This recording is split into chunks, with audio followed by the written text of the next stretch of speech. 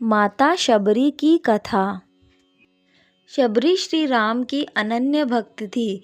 शबरी का जन्म भील जाति में हुआ था और उसका वास्तविक नाम श्रमणा था।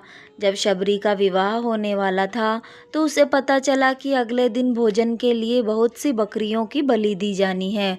तो उसने अपनी माता को जीव हत्या को रोकने का अनुरोध किया, लेकिन उसकी माता ने बताया कि वे भील जाति के हैं और हमारे यहाँ बारात का स्वागत इसी भोजन के साथ किया जाता है। शबरी यह बात सहन नहीं कर सकी। शबरी नहीं चाहती थी कि उसके कारण इतने सारे जीवों की हत्या हो, इसलिए वह रात में चुपचाप घर से निकल पड़ी और जंगल में जाकर ऋषि मुनियों से आश्रय मांगा। लेकिन भील जाति की होने के कारण सबने उसे दुत्कार दिया। आखिर में मतंग ऋषि ने अपने आश्रम में रहने के लिए उसे आश्रय दिया। शबरी अपने व्यवहार और कार्यकुशलता से सभी आश्रमवासियों की प्रिय बन गई। मतंग ऋषि ने अपनी देह त्याग के समय शबरी को बताया कि भगवान राम एक दिन उसकी कुटिया में आएंगे और वही उसका उद्धार करेंगे। वह उनकी प्रतीक्षा करे। शबरी रोज सारे मार्ग की सफाई करती और रास्ते में फूल बिछाती और भगवान राम की प्रतीक्षा करती। दिन बीतते गए। ऐसे करते करते शबरी बूढ़ी हो चली, परंतु शबरी ने प्रतीक्षा करना नहीं छोड़ा, क्योंकि गुरु के वचन जो थे। शबरी ने पूरा जीवन भगवान राम की प्रतीक्षा की।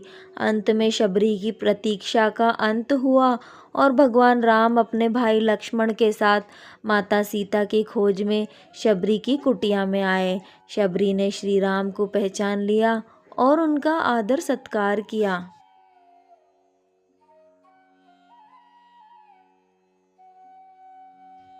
शबरी ने भगवान राम को कंद मूल फल तो अर्पण कर दिए, परंतु बेर खिलाने में वह संकोच कर रही थी कि कहीं बेर खट्टे ना निकले।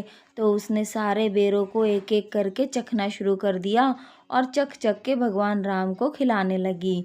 भगवान राम उसकी सरलता पर मुग्ध हो गए, परंतु लक्ष्मण यह देखकर बहुत आश्चर्यचकित हो रहे थे कि श्री राम बड़े ही प्रेम से उन बेरों को खा रहे थे।